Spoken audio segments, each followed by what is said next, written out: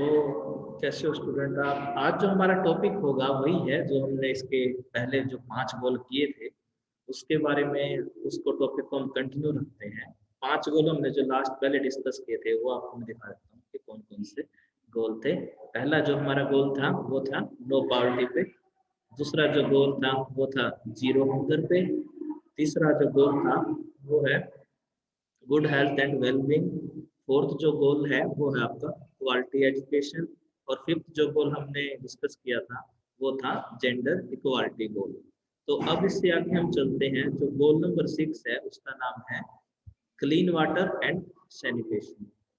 तो ये जो सिक्स गोल है, गोल नंबर 6, इसमें लिखा हुआ है ensure availability and sustainable management of water and sanitation for all.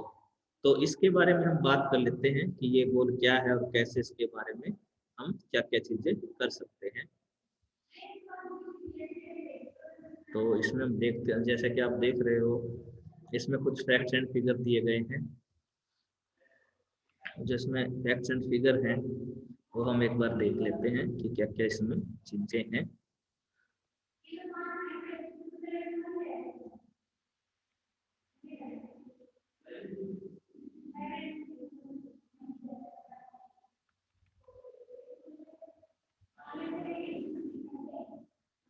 Targets and indicators की जैसे कि बात करें वो भी हम देख लेते हैं एक बार कि इसमें हमने क्या क्या टारगेट रखे हुए हैं। तो ये जो हमारा जो गोल है, पहले इसका जो टाइटल है वो है ensure availability and sustainable management of water and sanitation for all. मतलब इसमें यही है कि जो सबके पास जो है 2030 तक साफ पीने का पानी होना चाहिए और टॉयलेट बाथरूम की जो बेसिक फैसिलिटी है, चाहे वो अमीर हो गरीब हो, उसके पास ये फैसिलिटी होनी चाहिए। तो आज हम इसके बात करते हैं कि इसमें हमने टारगेट क्या क्या लिए गए हैं और वैसे कौन कौन से स्टेप्स हैं जिनके थ्रू जो है हम ये चीज देख सकते हैं कि कैसे कैसे हम इसको अचीव कर सकते हैं। बेसिकली गोल जो होता है वो होता है लॉन्ग टर्म में और टारगेट जो होते हैं वो होते हैं छोटे टर्म में। तो अब हम यहाँ पे स्टेप्स की बात करते हैं कि किन स्टेप्स के थ्रू जो है हम यहाँ पे इस गोल को अचीव कर सकते हैं। तो जो टारगेट 1 है 6.1, वो यहाँ लिखा है by 2030 achieve universal and equitable access to safe and affordable drinking water for all. कि भाई 2030 तक क्या है, पूरे दुनिया में सबके पास पीने का पानी उपलब्ध होना चाहिए। और दूसरा इसमें जो वर्ड है वो है अफोर्डेबल, कि वो पानी ऐसा ना हो कि महंगा हो, कोई पैसों की कमी की वजह से वो पानी ना ले पाए। तो उसके लिए जो है इसमें साफ पानी का इसमें रखा गया है। तो इसमें लिखा गया है प्रोपोर्शन, इसका जो इंडिकेटर है वो क्या है, proportion of population using safely manage drinking water service. कि जो आपके जितने लोग इसको साफ पानी पी रहे हैं और जितनी टोटल पॉपुलेशन है उसको आप डिवाइड करो तो उसमें निकल आएगा कि कितने लोगों को जो है साफ पानी मिल रहा है। उसके बाद है टारगेट 6.2। इसमें बात हुई है by 2030 achieve access to adequate and equitable sanitation and hygiene for all and open defecation, paying special attention to the needs of women and girls and those in vulnerable situation। तो इन्होंने कहा है कि 2030 तक जो है टॉयलेट वगैरह सब जगह पे बन जाना चाहिए और जो लोग पहले खुले में शौच करते थे उनको जो है पूरी तरह से रोकना है और उनकी जो हैबिट है वो भी चेंज करनी है, जो भी काफी हद तक हो भी रही है। अभी भी अगर आप इंडिया में अगर हम बात करें, हरियाणा में हम बात करें, तो ओल्ड जनरेशन को छोड़ दे तो भी जो है कोई खुले में शौच करने नहीं जाता है, सभी अपना टॉयलेट्स जो है यूज करते हैं। वो खुले में शौच इसलिए क्योंकि हैबिट ऐसी हो रखी है जो हमारे सीनियर सिटीजन है। लेकिन जो आने वाली जनरेशन है उन्होंने इस चीज को अच्छी तरह से अपनाया है। तो इसका इंडिकेटर क्या होगा, इसमें इंडिकेटर ये होगा कि proportion of population using safely managed sanitation service including a hand washing facility with soap and water। कि जो टॉयलेट बनाया है उसके साथ में जो है साबुन भी होनी चाहिए या हैंड वॉश होना चाहिए या कुछ और हो जिससे कि बैक्टीरिया वगैरह मर जाए। तो ये भी एक इसका इंडिकेटर है।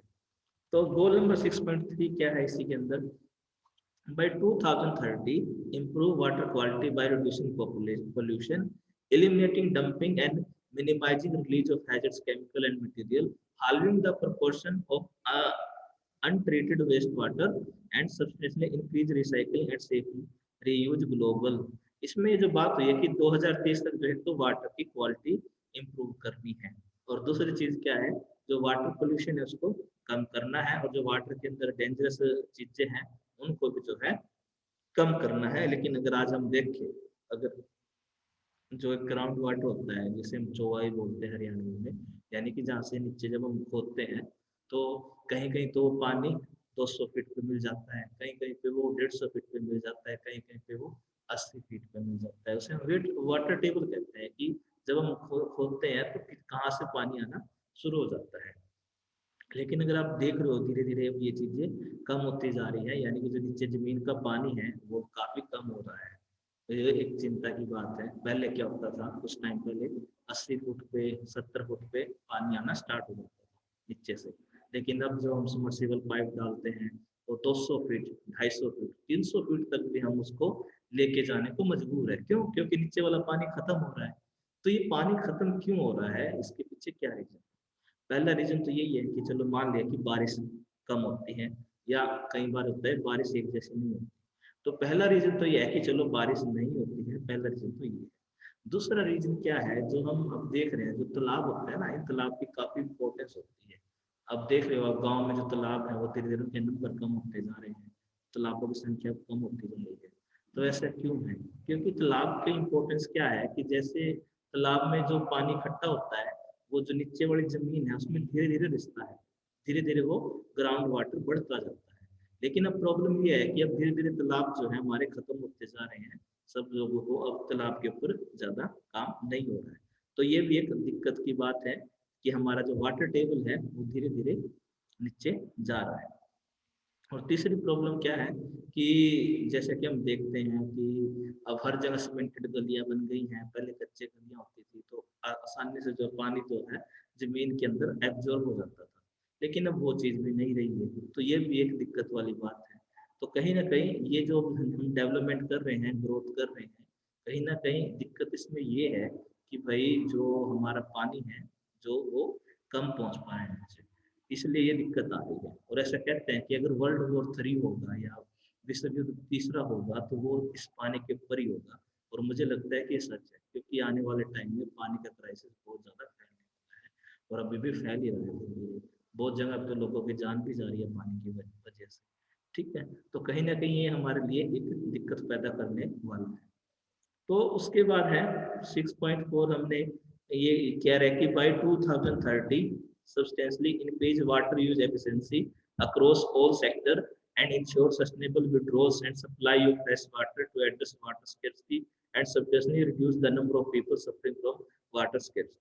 कि जो लोग पानी से जूझ रहे हैं, पानी की कमी से जूझ रहे हैं, जहाँ पे पानी कम है, उनके लिए भी कहीं ना कहीं हमें कुछ स्पेशल पॉलिसी या कैंपेन्स लाने की जरूरत है, ताकि उनको हम जो है वाटर मुहैया करा दें। उसके बाद है by 2030 implement integrated water resources management in all levels include through transboundary cooperation as, कि 2030 तक जो है इंटीग्रेटेड हो, मतलब कि जैसे दो डिस्ट्रिक्ट आपस में जुड़े हुए हैं, तो इंटीग्रेटेड का मतलब है कि दोनों डिस्ट्रिक्ट मिलके काम करें। कि जो है एक टाइम पे हो सकता है कि एक स्टेट में या एक डिस्ट्रिक्ट में जो है पानी कम हो, तो दूसरा स्टेट या डिस्ट्रिक्ट उसको जो उसके पास सरप्लस पानी होगा वो दे दे। तो इसे हम बोलते हैं इंटीग्रेटेड वाटर रिसोर्स मैनेजमेंट, इसमें दो स्टेट या दो डिस्ट्रिक्ट मिलके जो है काम करते हैं। तो ये भी एक हमारा हो सकता है। तो ये गोल नंबर 6 था, इसके टारगेट थे, ये इसके स्टेप्स थे। इन स्टेप्स और टारगेट के थ्रू ही जो है हम इसको अचीव कर सकते हैं। फिर आते हैं गोल नंबर 7 पे। गोल नंबर 7 जो है वो है ensure access to affordable, reliable, sustainable and modern energy for all. इसका मतलब ये है कि भाई हमें क्या करना है, जो हमारी एनर्जी है जिसे हम ऊर्जा कहते हैं, वो एक तो सस्ते रेट पे प्रोवाइड हो जाए, एक जो है भरोसेमंद हो, और तीसरा जो है सस्टेनेबल हो, इन्वायरमेंट पे कोई उसका डैमेज ना हो। तो ये इस टाइप की एनर्जी की जो है हमें इसको इम्प्रूव करना है, और इसको श्योर करना है कि ये एनर्जी सबके पास हो। तो क्लीन एनर्जी का मतलब क्या है? क्लीन एनर्जी का मतलब है कि जैसे हमारी सौर ऊर्जा होगी जिसको हम सोलर एनर्जी कहते हैं, हाइड्रो एनर्जी जिसे हम पानी की ऊर्जा कहते हैं, उसके बाद न्यूक्लियर एनर्जी है, काइनेटिक एनर्जी है, उसके बाद विंड एनर्जी है जिसे हम वायु ऊर्जा कहते हैं। तो इस टाइप के जो एनर्जी सोर्स है इनको कहीं ना कहीं बढ़ाने की जरूरत है कि ये जो है बढ़े, ताकि हमारे जो दूसरे, अभी हम ये मान लो कि जैसे हम मान लो कि हमारी 100% एनर्जी की डिमांड है, तो 100 में से 70% जो हमारी एनर्जी की डिमांड पूरी हो रही है ना, तो वो कोयला वगैरह से हो रही है। और कोयला क्या है, लिमिटेड सी चीज है, एक दिन खत्म हो जाएगा। और जिस दिन ये खत्म हो जाएगा उस दिन आपको बिजली देखने को नहीं मिलेगी। क्यों? क्योंकि अभी हम जो डिपेंड है वो है रिन्यूएबल, नॉन रिन्यूएबल रिसोर्सेज पे हम डिपेंड है, जिसको हम बोलते हैं अनवीकरणीय संसाधन। तो कहीं ना कहीं ये एक दिक्कत वाली चीज है कि इसको हम कैसे ठीक कर सकते हैं। तो हमें इसको ऐसे ठीक करना है कि हम जो नवीनकरणीय संसाधन है जैसे वायु ऊर्जा है, सौर ऊर्जा है, ये क्या है, ये अनलिमिटेड मात्रा में है। आप इनको कितना भी यूज करो कोई फर्क नहीं पड़ता है, कभी खत्म नहीं होगा। तो इसको हम क्या बोलते हैं, क्लीन ऊर्जा, जिसे हम कहते हैं साफ ऊर्जा। तो इसमें जो टारगेट रखा गया है, इसमें जो टारगेट है वो है target 7.1 by 2030 ensure universal access to affordable, reliable and modern energy service. ठीक है। तो ये कह रहा है कि 2030 तक आपको क्या करना है, अपनी एनर्जी जो है वो अफोर्डेबल करनी है, जो हमें जो है उसको रिलायबल हो और उस पर जो है हम भरोसा कर सके, और वो अच्छी एनर्जी होनी चाहिए। फिर है target number 7.2 by 2030 increase substantially the share of renewable energy in the global energy market. कि अभी तो हम ज्यादा डिपेंड किस पे है, जो हमारी ये ऊर्जा है, नवीनीकरण पे ऊर्जा है, जैसे पेट्रोल है, कोयला है, इन पे हम डिपेंड कर रहे हैं। तो हमें इन पे जो है अपनी डिपेंडेंस कम करनी है, जो मेन बात है। तो इसलिए हमें क्या करना पड़ेगा, हमें जो सौर ऊर्जा है, जो हमारी सौर ऊर्जा वगैरह है, उसको हम जो है बाद में हम बढ़ा देंगे। इसलिए हमें क्या करना है कि हमारी जो डिपेंडेंस है वो नवीकरणीय संसाधन पे ज्यादा हो। उसके बाद है goal number 7.3 by 2030 double the global rate of improvement in energy efficiency. तो इसने कहा है कि अभी जो एनर्जी एफिशिएंसी रेट है इसको 2030 तक जो है डबल करना है। तो ये इसके गोल रखे गए थे, छोटे छोटे टारगेट थे, और इन स्टेप्स के थ्रू जो है इनको हम बढ़ा सकते हैं। फिर है goal number 8, promote sustained inclusive and sustainable economic growth, full and productive employment and decent work for all. ये एक बहुत बड़ा चैलेंज है, पता नहीं इस चैलेंज से हम कैसे निपटेंगे। इन्होंने इस गोल में सारी बात कह दी है। इन्होंने कहा है कि भाई जो हमारी इकोनॉमिक ग्रोथ होगी वो होगी इंक्लूसिव। इंक्लूसिव का मतलब ये है कि वो ग्रोथ जिसमें हम छोटे से लेके बड़े आदमी को सबको एक साथ लेके चले, चाहे वो गरीब हो, अमीर हो, चाहे वो किसी भी कास्ट का हो, किसी भी धर्म का हो, उन सब की जो है इकोनॉमिक ग्रोथ एक साथ करनी है। जैसे कि ये बीजेपी का नारा भी रहा है कि सबका साथ सबका विकास, तो उसे हम क्या बोलते हैं इकोनॉमिक्स टर्म में, इंक्लूसिव ग्रोथ। तो ये एक टारगेट रखा है इन्होंने, यूएनडीपी वालों ने, कि हमें जो है सबकी ग्रोथ करनी है, जिसको हम बोलते हैं इंक्लूसिव ग्रोथ। और उसके बाद उन्होंने क्या कहा है, फुल एंड प्रोडक्टिव एम्प्लॉयमेंट। और दूसरा क्या करना है, रोजगार प्रोवाइड कराना है लोगों को। और वो रोजगार ऐसा ना हो कि पार्ट टाइम हो, सीजनल हो।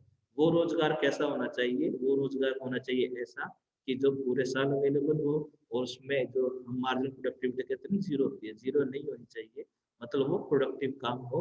और तीसरा जो है डिसेंट वर्कफुल हो, कि जो काम हम लोगों को प्रोवाइड कराए वो शरीफ वाला काम होना चाहिए। ये ना हो कि 2 नंबर का काम हो, इलीगल काम हो, गैम्बलिंग हो, लॉटरी हो, उस टाइप का काम नहीं होना चाहिए।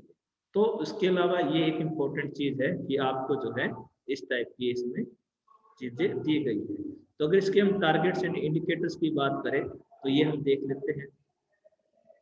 तो target 8.1, sustain per capita economic growth in accordance with national circumstances and in particular at least 7% GDP per annum in the least developed countries.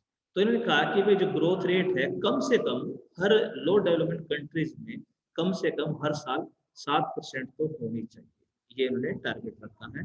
दूसरा है achieve higher levels of economic productivity through diversification, technological upgrading and innovation, including through a focus on high value added and labor intensive sector।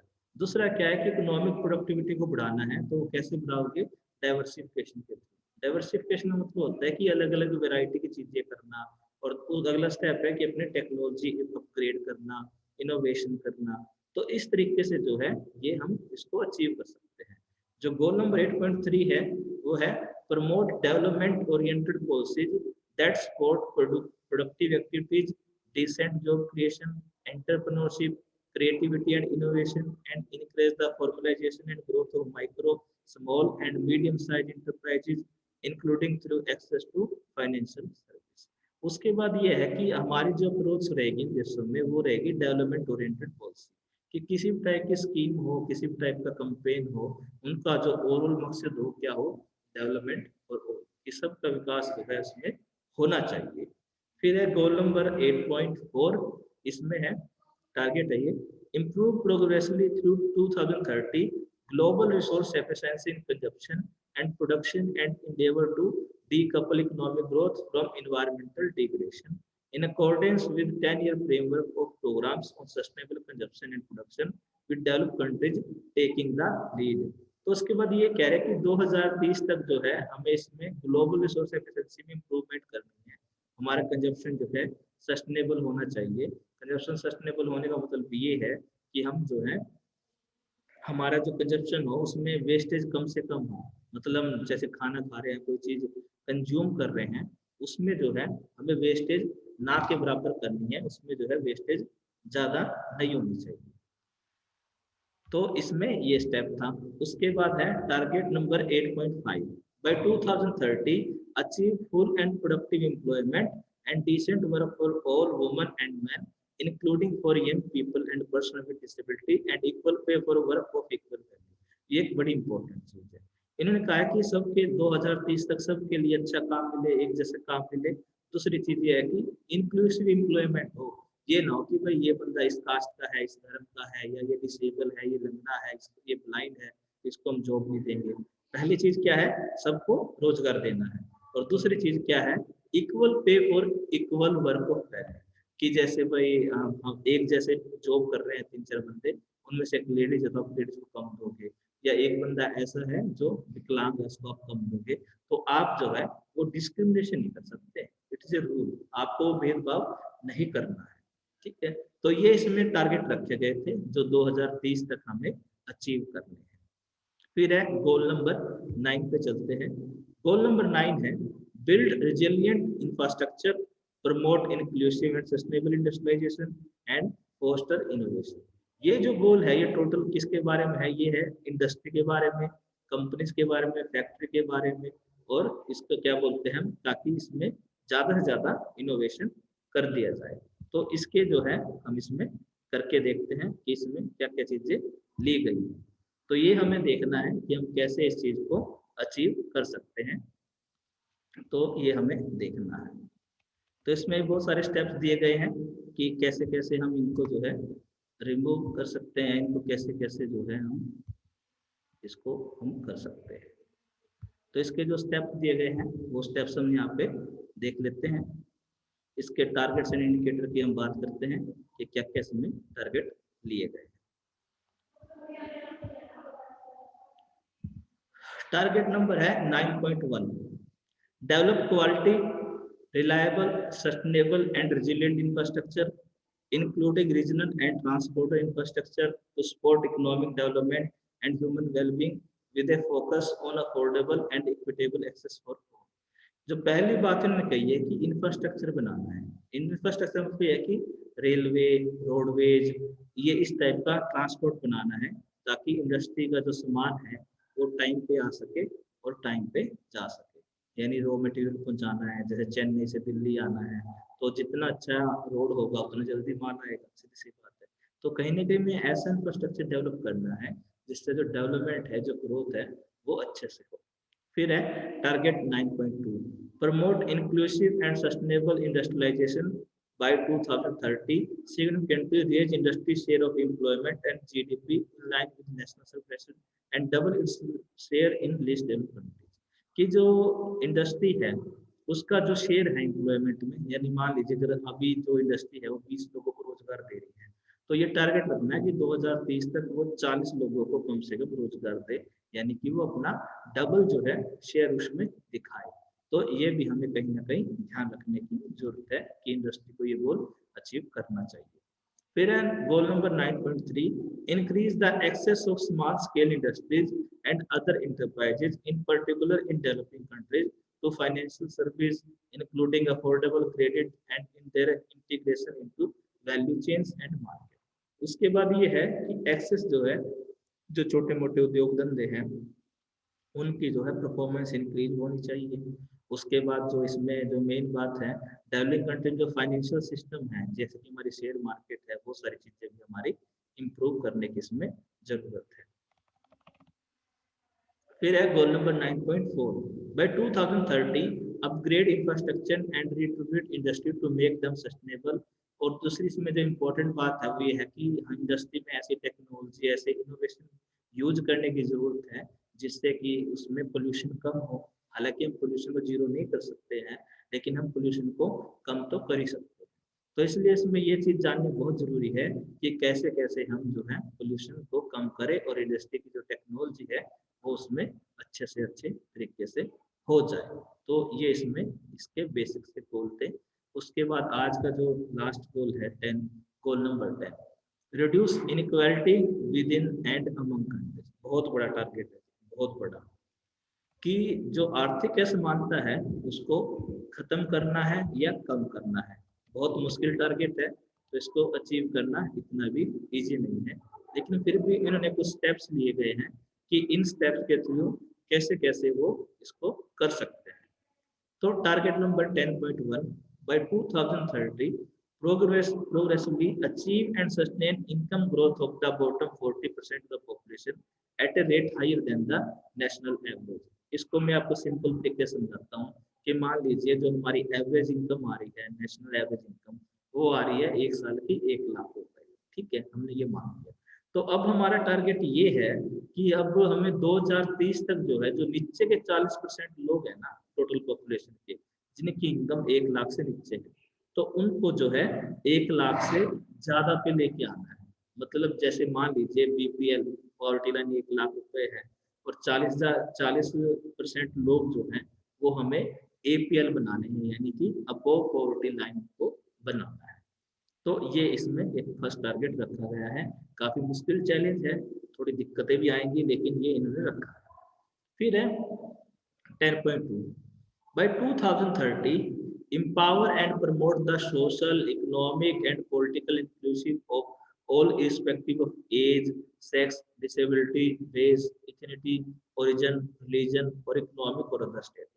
कि 2030 तक जो है सबको जो है equal opportunity देनी है, चाहे उसकी कैसी भी उम्र हो, कैसा उसका जेंडर हो, चाहे वो डिसेबल हो या उसका कलर कुछ और हो स्किन का, या किसी और देश से आया हो, किसी और क्षेत्र से आया हो, किसी और धर्म का हो, किसी और कास्ट का हो, सबको जो है इक्वल अपॉर्चुनिटी देनी है, ये इन्होंने रखा है। उनके साथ किसी भी लेवल का डिस्क्रिमिनेशन नहीं होना चाहिए, ये इन्होंने टारगेट रखा है। तो ये भी एक इम्पोर्टेंट टारगेट है। फिर है target number 10.3, ensure equal opportunity and reduce inequalities of outcome including by eliminating discriminatory laws, policies and practice and promoting appropriate legislation, policies and action in this regard।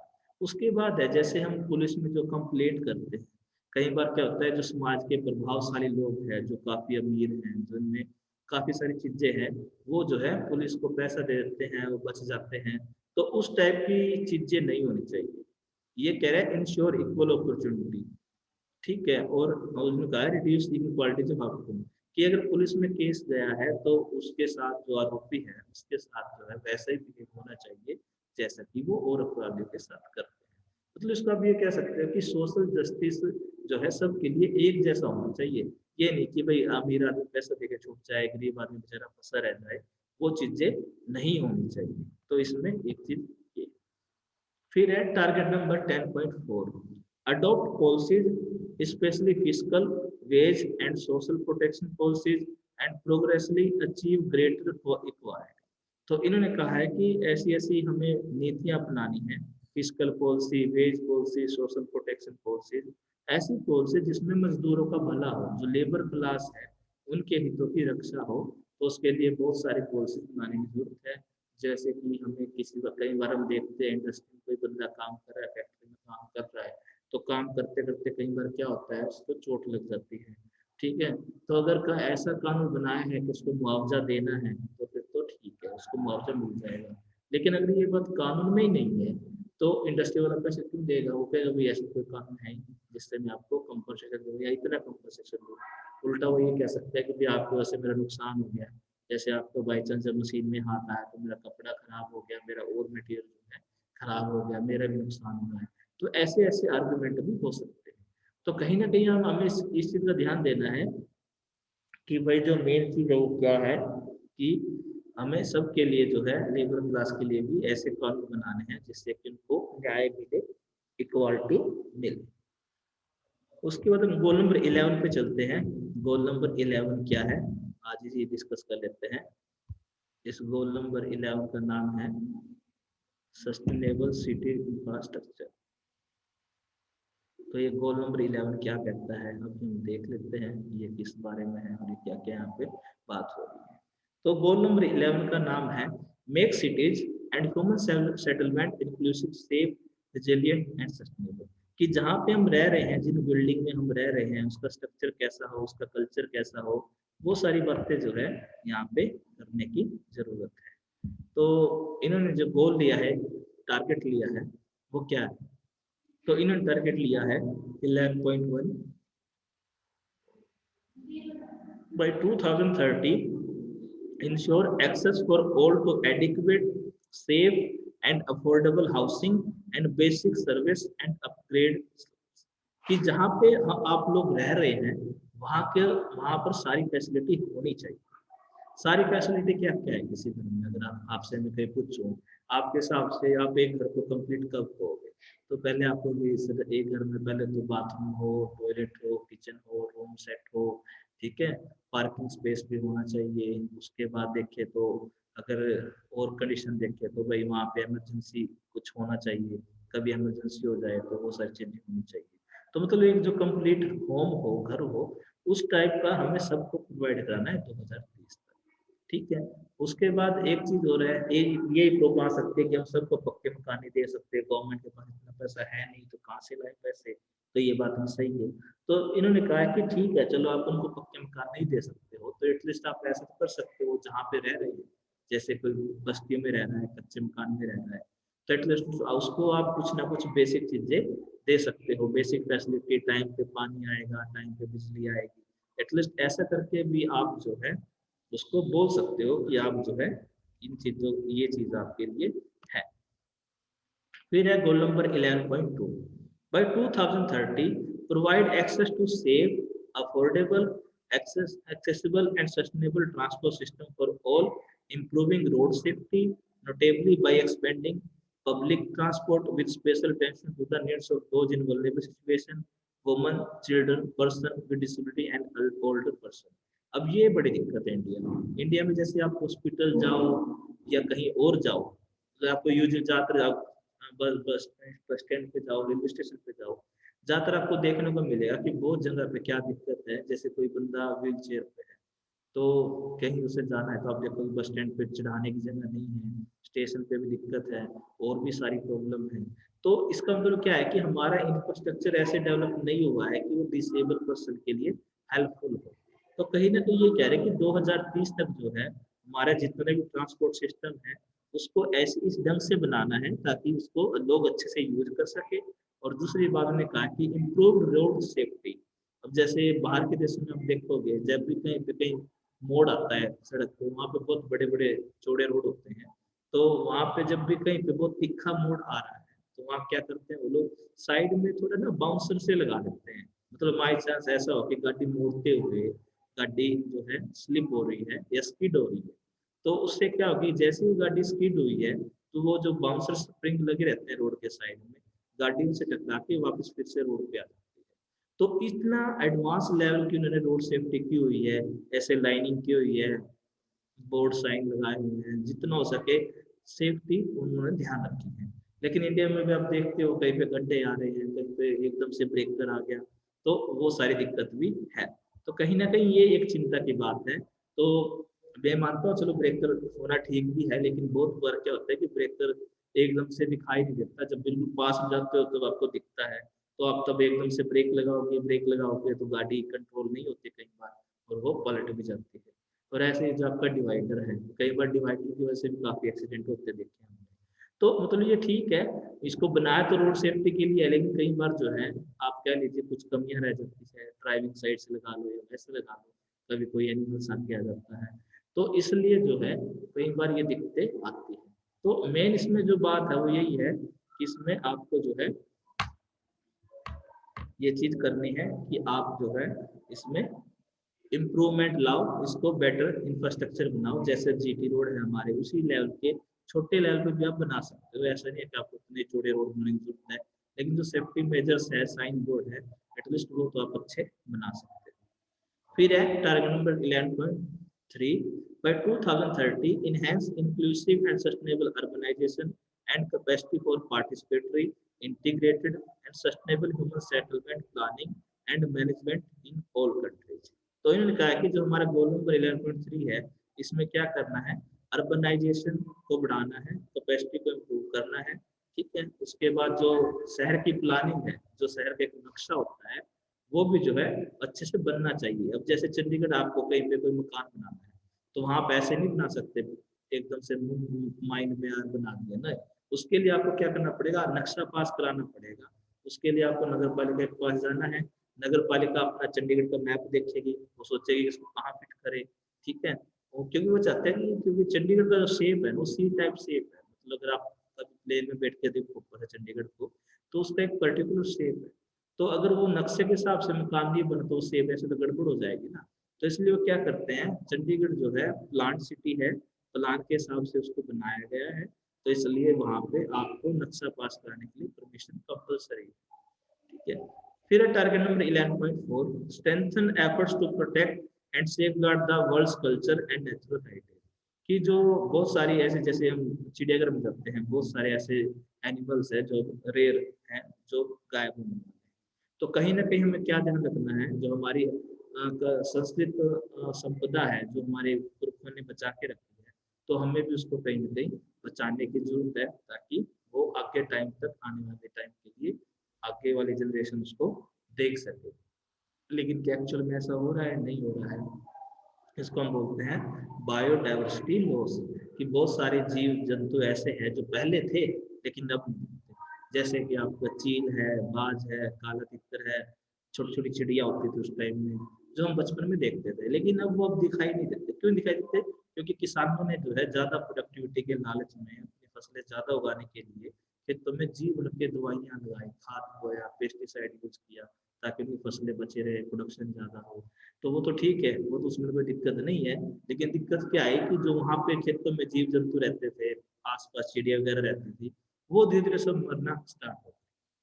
तो इसलिए एक दिक्कत की बात है कि किसानों ने, ठीक है, प्रॉफिट कमाना ठीक है, लेकिन कहीं ना कहीं उस प्रॉफिट चक्कर में बायोडाइवर्सिटी लॉस बहुत हद तक हुआ है। पेस्टिसाइड्स का एक लिमिट से ज्यादा यूज करना भी एक दिक्कत वाली चीज बन गई है। तो कहीं ना कहीं हमें ये चीज जो है देखने की जरूरत है कि कैसे हम इसको ठीक कर सकते हैं। तो आज हम ये गोल नंबर 11 तक ही करते हैं। और जिसको अभी बहुत सारे मैसेज आए कि सर वॉइस क्लियर नहीं आ रहा है या कट रहा है, तो कोई दिक्कत नहीं है। ये क्लास मैं रिकॉर्ड भी कर रहा हूँ, आपके पास आधे एक घंटे में ये ग्रुप में भी क्लास रिकॉर्ड की हुई मिल जाएगी आपको। तो वहाँ पे आपको वॉइस कटने की ऐसी कोई दिक्कत नहीं आएगी, ठीक है। और अटेंडेंस मैंने आप लोगों के ले ली है। तो आज मैं ये टॉपिक अपना यही फिनिश कर रहा हूँ, और बाकी के जो गोल रह गए, 6 गोल रह गए हैं, वो कल हम इसमें डिस्कस कर लेंगे। फिर हमारा ये टॉपिक जो है कंप्लीट हो जाएगा। तो ठीक है जी, ये टॉपिक करते हैं हम फिनिश यहाँ पे।